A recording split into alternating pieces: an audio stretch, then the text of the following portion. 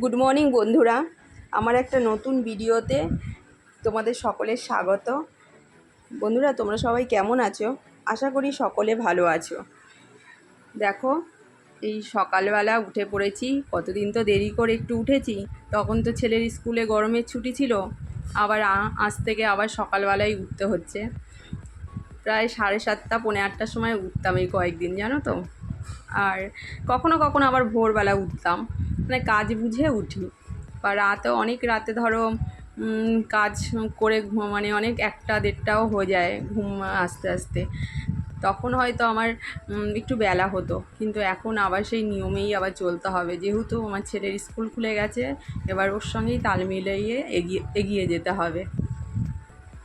আর দেখো, ছেলেকে স্কুলে সব রেডি করে দিয়ে তারপরে আমি ফুল তুলতে এলাম। আর ওদিকে হলো মেয়েই আজকে স্কুল নিয়ে গেল, কেননা আমার মেয়ের আজকে আবার ক্লাস আছে।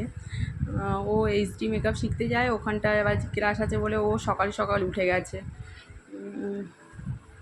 আর এদিকে দেখো, অনেকটাই আজকে অনেকগুলোই জবা ফুল ফুটেছে গাছে। মাঝে মাঝে 2-1টা ফোটে, মাঝে মাঝে অনেকগুলো ফোটে। আর এদিকে দেখো, সকালেই একটা দাদাভাই অনেক মাটির জিনিস না নিয়ে এসেছে। আমি আবার ওনার কাছ থেকে না, এর আগে 1 বছর হয়ে গেছে ওনার কাছ থেকে কিছু জিনিস নিয়েছিলাম, আবার দেখি 1 বছর পরই আবার এসছে। তারপরে আমি একটা গণেশ, তারপর নটরাজ, তারপরে বুদ্ধদেব, এগুলো আমি কিনলাম। এগুলো খুব আমার পছন্দের ছিল। আর এদিকে স্নান করে পুজোটাও দিয়ে নিচ্ছি।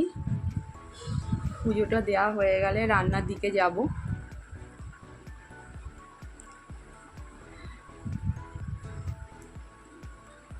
আর এক এক সময় কি হয়, আমার পুজো দিতে হয়তো বেলাও হয়ে যায়। তখন হয়তো আমার মেয়ে, বর, এখন ছেলেও একটু একটু দেওয়া শিখে গেছে। তাই পুজোটা নিয়ে আমার অতটা ভাবতেও হয় না। যে যেমন পারে, যে যেমন আগে স্নান করলো দিয়ে দেয়। আমি যেমন আজকে দিয়ে দিলাম। এই যে আমাদের গপুকে তো খাই দিই ওকে আমরা 3 বেলা না 4 বেলাই দিই। আর অনেকের আছে না, গপু হয়তো সন্ধ্যাবেলায় শুয়ে দেয়, আমাদের একটু দুপুরবেলা একটু শোয়াই বলে আমরা একটু রাত করেই শোয়াই। কেননা আমাদের তাড়াতাড়ি রাতে শোয়াও হয় না, তখন ভাবি কি গপুকে তাড়াতাড়ি শুয়ে দেবো, তাই একটু দেরি করেই শুয়ে দিই। আর দুপুরবেলা 1 ঘন্টা আমরা শুলে আবার একটু শুইয়ে দিই।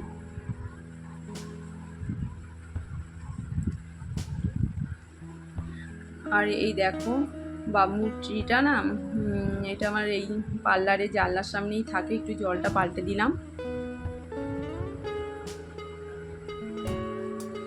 আর জানো তো, এই আমার একটাই ফোন, তাই না খুব অসুবিধা হয়ে যায়, যে কখনো ফোন আসে, কখনো ভিডিও করি, আবার ভিডিও দেখি, তাই কখনো স্ট্যান্ডের উপরে লাগিয়ে রাখতে পারি না। কখনো আমার সময় হলো ভিডিও চালিয়ে অনেক দিদিভাইয়ের ভিডিও দেখি, বা অনেক সময় ভিডিও করি, তাই বেশিরভাগই না হাতে নিয়েই ভিডিওটা আমি করি। আর এদিকে দেখো, মাছের ডিম দিয়ে আলু ভেজেছি। আর এইটা হলো মাছের মাথাটা দিয়ে আমি আলু আর পেঁপে দিয়ে একটু তরকারি করেছি। আজ যা যা মাছ এনেছিল, অন্য মানে মাছের মাথা, ডিম প্রতিটাই আলাদা আলাদা করে রান্না করেছি। কি বলো তো, আমার ওয়াইফাই নেই, ওই 5G যেহেতু এখন নেট, তাই হলো ওটা দিয়েই কোনোরকম কাজ চালাচ্ছি। দেখি যদি এগোতে পারি অবশ্যই ওয়াইফাই নিয়ে নেব। আর এই দেখো, মাছের ঝোল হয়ে গেছে। এখন আর নেব না, কেননা অতটাও লাগে না, শুধু শুধু টাকারও অনেকটা ব্যাপার তো, তাই নিতেও পারি না। আর একটু মাছ ভাজা তুলে রেখেছি, কেননা রাতেই মাছের ঝোল কেউ খেতে চায় না। আর এই যে আজকে রান্না, ডিম দিয়ে ভাজা, মাছের ঝোল। আর এই দেখো, আমরা একটু বিকেলবেলা বেরিয়েছিলাম, মেয়ে বোন ওরা সবাই বলছিল চল একদিন এই গঙ্গার ধারে যাব, এখন তো প্রচণ্ড গরম। আর এই দেখো, আমাদের বাড়ি থেকে 10-15 মিনিট লাগে, এখানটায় প্রচণ্ড হাওয়া। গিয়ে দেখলাম তো অনেকটাই ভিড়, অনেকটা মানে চারিদিকেই অনেক লোকজন। আর এই ঘাটটা না অনেকটা হাওয়াও দিচ্ছিল, আর অন্যান্য ঘাটে এতটা হাওয়া দেয় না, এই ঘাটটায় প্রচণ্ড হাওয়া ছিল। মনেই হচ্ছিল, ঘরে যতটা গরম লাগছিল, আর এখানে এসে মনেই হচ্ছিল না যে এখন আমাদের মানে ঘরে এতটা গরম। আর এই আমার মেয়েও একটা এখানটা নাচ তুলে নিল, আর বোন আবার ওদের একটু সামলাচ্ছিল।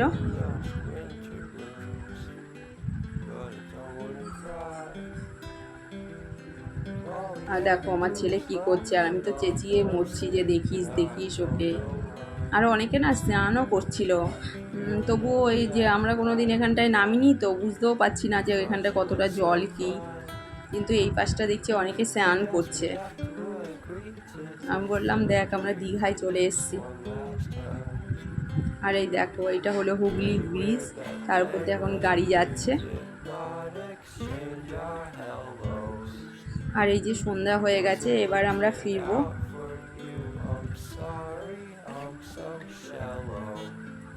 ঠিক আছে বন্ধুরা, আজ এই পর্যন্ত। যদি ভালো লাগে লাইক কমেন্ট শেয়ার করো।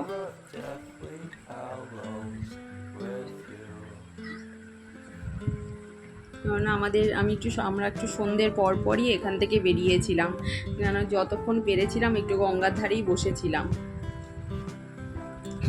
আর যারা যারা আমার ভিডিওতে নতুন এসেছো তাদের সবার পরিবারেই চলে যাব। আর যারা আছে তো তাদের অনেক অনেক ধন্যবাদ।